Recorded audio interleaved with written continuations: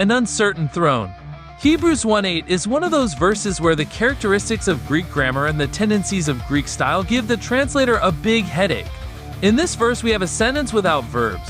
When I am grading my students' papers, this is a mistake I frequently must correct. I tell them, a sentence must have a verb. So how can I admit to them that the Bible has many sentences without verbs? Thankfully, the Bible was composed not in English but in Greek, and this makes all the difference. In Greek, the verb often is omitted as unnecessary. There are other elements in a Greek sentence, such as noun cases, that usually allow the sentence to be understood even without a simple verb like is. Since it is implied, it does not need to be said explicitly. When we translate from Greek into English, however, we supply the implied verb, because English is the kind of language where the verb must be there to help put the sentence together. So far, so good. The problem in Hebrews 1:8 is that we are not sure where the verb is belongs in the sentence, and where it belongs makes a big difference in the meaning of the verse. Take a look at the passage in a lexical interlinear translation. Ho thronos su ho theos eis ton aiona. Tu aionos, the throne of you, the God, until the age of the age. Let's start to put this sentence together. The throne of you means your throne. The God is the way the Bible indicates God. The definite article makes it specifically the one God. Until the age of the age is the typical biblical way to say forever and ever. Now the question is, where does the verb is go in this sense to hold it all together in a coherent statement? In English, we know exactly where to place a verb. It goes between the subject and the object of the verb, or in sentences that use the verb to be, between the subject and the predicate noun or predicate adjective, or some other predicate modifier. The question in Hebrews 1:8 is, what is the subject? Subject nouns in Greek are usually easy to identify because they are in the subject nominative form or case. But when the verb is a be verb, the other nouns in the sentence can also be in the nominative form. In Hebrews 1:8, we have two nouns in the nominative form, throne and God. The verb is might go between these two nouns, as it does in dozens of cases of saying X is Y in the New Testament. If that is so, then the sentence reads, your throne is God, forever and ever. This is the way the sentence is read by the translators of the NW. The NRSV and TFE translators also recognize this as a possible translation of this verse, and so include it in a footnote in their respective translations. But there is another possible way to translate Hebrews 1:8. The phrase ho theos is sometimes used to say O God in Greek. In other words, even though the form in which this phrase appears normally and usually marks it as the subject under discussion God, it can also be used for direct address to the subject, O God. As Greek spread throughout the ancient world and simplified into common Koine Greek, some very specialized forms of speech dropped out of the language, and more commonly used forms took on more and more work. This happened with the form of speech used in Greek for direct address, tell me John. If you compare in an interlinear Bible Jesus' cry from the cross in Matthew 7:46 to the same event in Mark 15:34, you will see that Matthew has Jesus address God in the classy Greek way thee, while Mark uses the common man's language ho theos. This same substitution of the subject nominative form of the noun God ho theos for the direct address vocative form thee occurs just 3 other times in the New Testament, in Luke 18:11, Luke 18:13, and significantly Hebrews 10:7. In the latter verse, a quote from Psalm 40 includes the following clause, I have come to do your will, O God. In this verse, O God translates ho theos. So it is obvious that the author of this book of the Bible can use ho theos to mean O God. At the same time, the same author uses ho theos dozens of times to mean God. The usual meaning of the phrase. These facts make it very hard for us to know which way to translate this phrase in Hebrews 1:8. Since there are a handful of instances in the New Testament where ho theos means O God, rather than God, it is possible that in Hebrews 1:8 ho theos means O God. But since ho theos usually means God, and there are hundreds of examples of this, it is more probable that in Hebrews 1:8 ho theos means God. But the translators of most of the versions we are comparing have chosen the rarer, less probable way to translate ho theos. By taking it to mean O God, and by putting is after the two nouns throne and God, and before the prepositional phrase forever and ever, they read the verse as, your throne, O God, is forever and ever. The KJV, NASB, NIV, NAB, ABI, and LB choose to translate this way, and do not alert their readers to the uncertainties of the passage. The NRSV and TEV also put this translation into their text, while, as I mentioned, pointing out the translation options in a footnote. In my opinion, the NRSV, TEV, and NW have done the right thing by informing their readers that there are two ways the verse can and has been translated. Both translations are possible, so none of the translations we are comparing can be rejected as inaccurate. We cannot settle the debate with certainty. But which translation is more probable? First, on the basis of linguistics, Hotheos is more likely to mean God, as it does hundreds of times throughout the New Testament, than O God, a meaning it has in only 3 other places in the New Testament.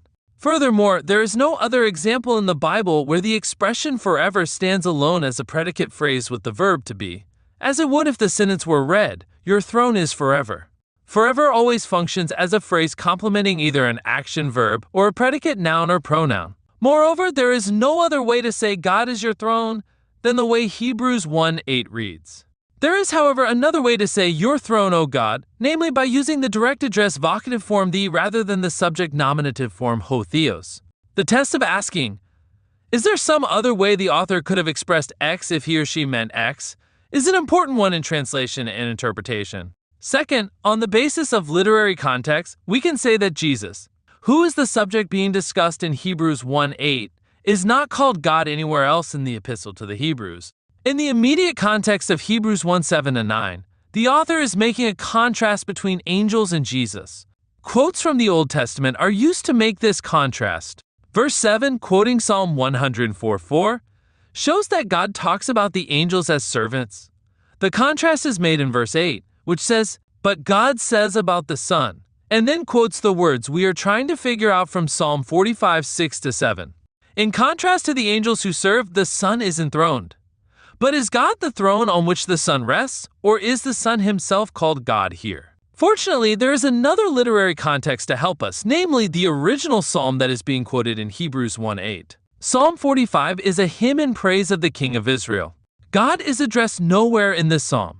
Instead, we get a lengthy description of the king's ideal life. He is described as shooting arrows, girded with a sword, perfumed, living in ivory-embellished palaces, entertained with lutes, attended by fair princesses, and aroused by their beauty.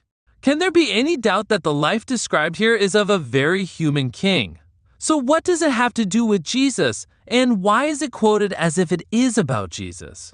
It's really quite simple. Jesus is the Messiah. The Messiah is the rightful king of Israel. What is said about the king of Israel can be said equally of the Messiah. In fact, the ideal life described here is quite mundane, but not boring. Terms is stated to be the reward given to the king because you have loved righteousness and hated wickedness. Therefore, the psalm continues, God has anointed you with the oil of gladness more than your companions. The psalm is about what God has done for the person spoken to. Within the Jewish tradition, Psalm 45 has never been taken to call King God. The modern translation published by the Jewish Bible Society reads, Your divine throne is everlasting. The Greek translation of the psalm made before the beginning of Christianity, which reads exactly as the author of Hebrews has quoted it, certainly followed this traditional Jewish understanding of the verse. And its translators thought that by using Hotheos they were saying God is your throne, not your throne, O God. It is always possible that the author of Hebrews understood it differently.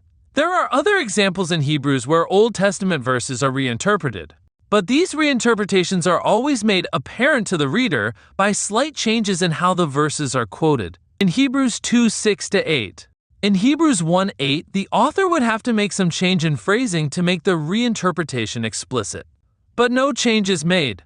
So even if the author understood Hotheos here as direct address, he or she has not left us any explicit indication of that. So we must conclude that the more probable translation is, God is your throne. The translation found in the NW and in the footnotes of the NRSV and TEV.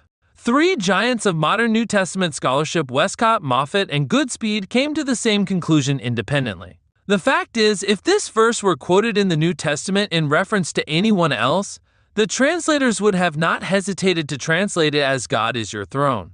It seems likely that it is only because most translations were made by people who already believed that Jesus is God that the less probable way of translating this verse has been preferred. I'm not criticizing their belief. Lamb merely pointing out that such a belief can lead to bias in the choices people make as translators. The issue for the translator is not whether or not Jesus is God, it is whether or not Jesus is called God in this biblical passage. Let me repeat that both ways of translating Hebrews 1:8 are legitimate readings of the original Greek of the verse. There is no basis for proponents of either translation to claim that the other translation is certainly wrong. All that can be discussed is which translation is more probable. When the means we have at our disposal, language, context, environment, cannot settle a translation question with certainty, we have to admit to our readers that our choice is based on other factors. Translators should choose the translation they prefer and provide their readers with a note explaining the uncertainty, as well as the reasons for their preference. Notes. 1. It should be noted that the author of Hebrews is familiar with and does use vocative forms of nouns, such as Kyrie, O Lord, just 2 verses later in 1:10. So he or she could have used a vocative form of God in 1:8 to make direct address perfectly clear, if that is what was intended. Rolf Feruli, in his book The Role of Theology and Bias in Bible Translation, reaches the same conclusion. Thus, in this passage, the theology of the translator is the decisive factor in the translation. Feruli, page 47.